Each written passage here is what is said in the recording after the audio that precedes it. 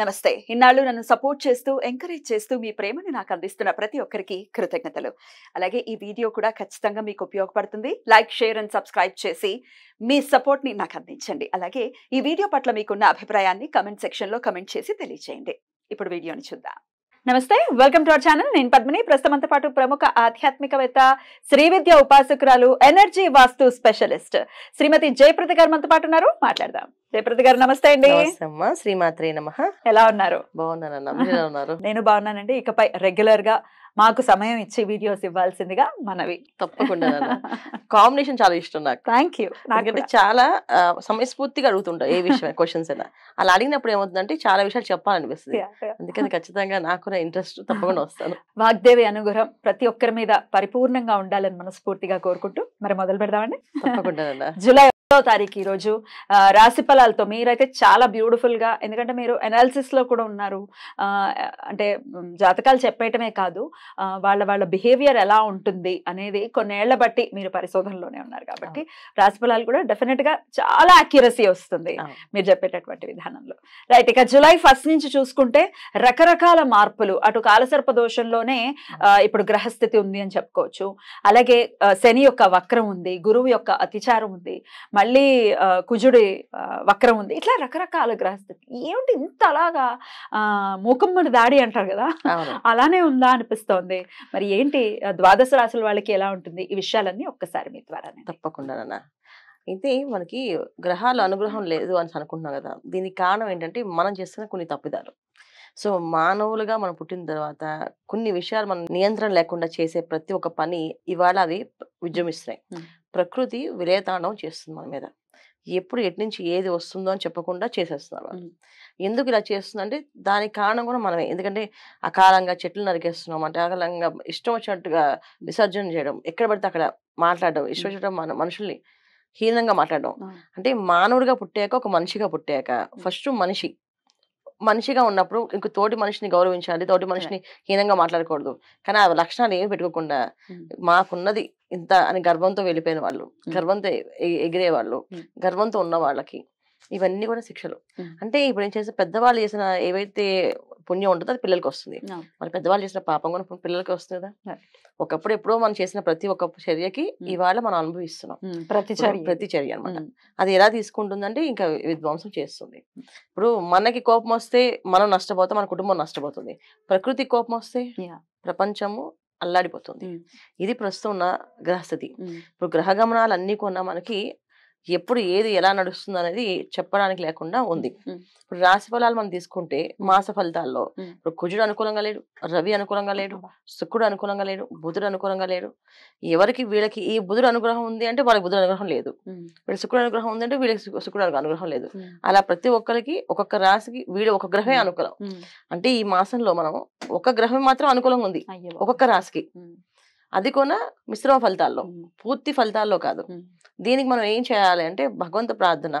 మనం మనిషిగా పుట్టినప్పుడు మనం చేయాల్సిన ధర్మం ఏది ఉంది, తోటి మనిషిని హీనంగా చూడకుండా తోటి మనిషితో మంచిగా మాట్లాడి వాళ్ళు ఎవరో ఏంటో పక్కన పెడితే మనిషి ముందు ఆ విధంగా మనం ముందుకు వెళితే అన్ని కూడా మనకి ప్రశాంతంగా జరుగుతాయి. మన ఇంట్లో మనం బయటికి వెళ్ళేటప్పుడు ఖచ్చితంగా దైవారాధన, దీపారాధన చేసుకోవడం, శుభశకునాలు చూసి బయటికి వెళ్ళడం. వెళ్ళేటప్పుడు ఇంట్లో పెద్దవాళ్ళు ఎవరన్నా అమ్మ ఉంటే అమ్మ, భార్య ఉంటే భార్యని ఎదురు రమ్మని చెప్పడం. వాళ్ళు వెళ్ళేటప్పుడు వస్తున్నప్పుడు క్షేమంగా వెళ్ళండి, లాభంగా రండి అని చెప్పి వాక్యం చాలా ముఖ్యం. ఒకప్పుడు ఇలా ఉన్న ఇప్పుడు ఈ ప్రస్తున్న కాలానికి, ఈ విషమ కాలానికి మాత్రం ఖచ్చితంగా ఇంట్లో శుభశకునాలు చూసుకొని బయలుదేరడం అనేది చాలా చాలా అవసరం. ఇది చేదస్తాల కింద కొట్టి పడేస్తే మాత్రం మనం ఇంకేం చేయలేము కదా. పాజిటివ్ యాటిట్యూడ్ ని మనం ఖచ్చితంగా పెంపొందించుకోవాలి, పాజిటివ్ గానే ముందుకు వెళ్ళాలి. ఎందుకంటే చాలా భయానకమైనటువంటి ఇవాళ కూడా చూసుకుంటే అక్కడ ఫైర్ యాక్సిడెంట్ జరిగింది ఇక్కడ జస్ట్ మనకి హైదరాబాద్ దగ్గరలోనే, లింగంపల్లి దగ్గరలో జరిగింది ఫ్యాక్టరీ. సో ఎక్కడ చూసినా వార్త అనేది ఏదైనా వస్తుందంటే అది భయం వేసేస్తుంది, ఏం జరిగిందిరా. సరే, మరి గ్రహస్థితి ఇంత దారుణంగా ఉన్నప్పుడు డెఫినెట్ గా మనం మన జాగ్రత్తలు తీసుకోవాలి. దైవారాధన మస్ట్ అండ్ షుడ్ గా చేసుకోవాలి, అందులో ఎటువంటి డౌట్ లేదు. అయినప్పటికీ ఒకసారి ద్వాదశ రాశులకి విడివిడిగా ఒకసారి మాట్లాడుకుంటే పర్టికులర్ గా ఏ విషయాల్లో ఏ రాశుల వాళ్ళు జాగ్రత్త పడాలి అనేది ఒక్కసారి వివరించండి. తప్పకుండా. మరి మొదలు పెడదాం. ఇక ఫైనల్ గా మీనరాశి. ఈ మీనరాశి వారికి ఎలా ఉండబోతుందండి? ఈ గ్రహస్థితి రీత్యా ఆల్రెడీ ఏలినాటి శని ఎఫెక్ట్ తోటే ఉన్నారు, సెకండ్ ఫేజ్ ఆఫ్ ఏలినాటి శని.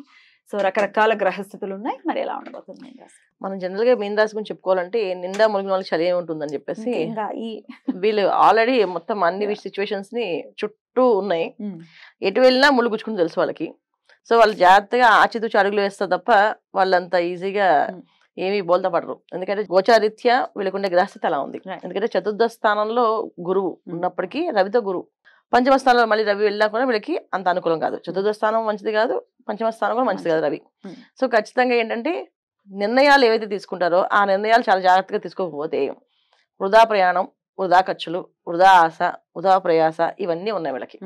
సో ఇవన్నీ ఏంటంటే జాగ్రత్తగా స్టేబుల్ గా ఆలోచించి ప్రతి ఒక్క అడుగు ఆచితూచి వేయాలి. వేస్తే అనుకూలంగా ఉంటాయి, లేదంటే కష్టం అనేది కనిపిస్తూనే ఉంది మనకి. మనం చెప్పక్కలేదు, వాళ్ళకి ఆటోమేటిక్ గా ఇబ్బంది పడుతుంది. ఎప్పుడైతే రాశిలో శనేశ్వరుడు ఉంటాడో శరీరం ఎప్పుడు కూడా వీళ్ళకి అన్ఈజీగానే ఉంటుంది, ఈజీగా అయితే ఉండదు. మేము హ్యాపీగా ఉన్నాం, ఎగిరేయగలం, గెంతేయగలం అని అనుకున్న వాళ్ళు కూడా ఏంటంటే ఎందుకు వెళ్ళలేకపోతున్నాం, ఎందుకు చేయలేకపోతున్నాం, అప్పుడులాగా ఎంత స్పీడ్ ఎందుకు నడవలేకపోతున్నాం, చాలా స్లో అయిపోతుంది. ఎందుకంటే శనేశ్వరుడు దాంట్లో ఉన్నప్పుడు స్లోగా బ్యాక్ చేసేస్తుంటారు. ఒకవేళ శనేశ్వరుడు వీళ్ళకి యోగకారకుడు అయ్యండి, వీళ్ళ జాతకానికి అంటే వీళ్ళ లగ్నానికి ఖచ్చితంగా మంచి ఫలితాలు వస్తాయి. యోగకారకుడు కాకపోతే కాస్త ఇబ్బంది పడతారు. అలాగే వేస్థానంలో రాహు, ఇంకా అది కొంచెం ఇబ్బంది పెట్టే సిచ్యువేషన్స్ కదా.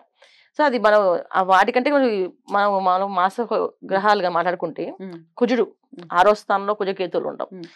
దానివల్ల ఏంటంటే మొండితనంగా వెళ్తారు, ప్రతి విషయాన్ని చేస్తాం సక్సెస్ అవ్వాలి అని చెప్పేసి. అది రావాలి అంటే ముందు వీళ్ళకి అనుగ్రహం ఉండాలి కదా నాన్న. ఎందుకంటే తృతీయ స్థానంలో శుక్రుడు, సుఖాలు ఎక్కడ కనిపించట్లేదు. మంచి ప్లేసుల్లో వెళ్ళి పాపగ్రహాలతో కలిసి ఉన్నారు. గురువు ఏమో మంచి చతుర్థ స్థానం మంచిదైనప్పటికీ అక్కడ రవితో ఉన్నాడు. సరే అయిపోయిన తర్వాత మళ్ళీ ఆయన కర్కాటకంలో పంచమ స్థానంలోకి వెళ్ళిపోతున్నాడు, అక్కడ కూడా ఇబ్బంది పట్టేది. ఇక్కడ శుకుడు అయినా సుఖం ఇస్తాడా అంటే తృతీయ స్థానంలో ఉన్నారు. తృతీయ స్థానంలో అంత సుఖం యోగం ఉండదు. చూడడానికి అక్కడ ఆకాశంలో మబ్బులు చూసి మనం ఇక్కడ నిజంగా వర్షం పడిపోతుందేమో అని చెప్పేసి బకెట్లు పెట్టుకుంటాం, అలాంటి పరిస్థితి తప్ప ఏమి జరగదు.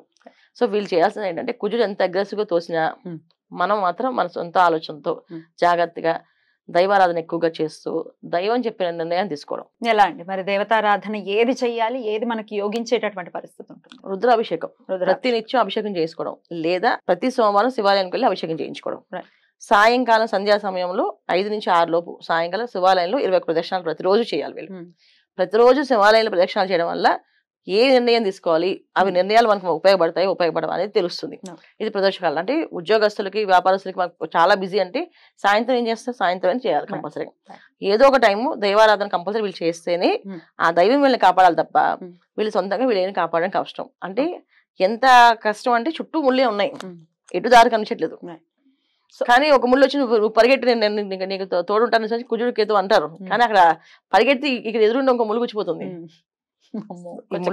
గుచ్చకుండా చేయాలి అంటే కొంచెం దైవారాధన కంపల్సరీ గట్టిగా ఉండాలి, చాలా స్ట్రాంగ్ గా. ఇంకా హనుమాన్ చాలీసా, ప్రతినిత్యం హనుమాన్ చాలీసా, ఆంజనేయ స్వామికి ప్రదక్షిణాలు చేయడము, లేదా శనివారం ఆంజనేయ స్వామికి ఆకుపూజ చేయించడం, ఇవి ఖచ్చితంగా చేస్తూ ఉంటే అనారోగ్య సమస్య నుంచి బయటపడతారు. ఎందుకంటే మెయిన్ అంటే అనారోగ్యం అనేది ఎక్కువగా ఉంటుంది వీళ్ళకి, అంటే తెలియని ఒక బాధ, అది ఏం ఉండదు, టెస్ట్ చేపిస్తే ఏం ఉండదు అక్కడ, కానీ మనిషి మాత్రం యాక్టివ్ గా ఉండలేరు. ఇది మెయిన్ ప్రాబ్లం. దీని నుంచి మనం బయటపడాలంటే ఆంజనేయ స్వామికి ఆకుపూజ, సింధూరం పూజ చేయించుకోవడం, ఆ సింధూరం పెట్టుకోవడం ప్రతిరోజు. ఈ మాసం అంతా మాత్రం స్పెషల్ గా వీళ్ళు చేయాల్సింది ఏంటంటే 21 ప్రదక్షిణాలు శివాలయంలో చేయడం. ఒకంత గడ్డు కాలంలానే కనిపిస్తోంది మీన రాశి వారికి, కాబట్టి చాలా జాగ్రత్త వహిస్తూ శివుడి యొక్క అనుగ్రహాన్ని పరిపూర్ణంగా పొందాలి వీళ్ళని మనస్ఫూర్తిగా కోరుకుంటూ, ద్వాదశ రాశులకి కూడా జూలై మాసం ఎటువంటి ఫలితాలను ఇస్తోంది అనేది చాలా చక్కగా వివరించారు. కృతజ్ఞతలండి. నమస్కారం. నమస్తే అమ్మా. శ్రీమాత్రే నమః.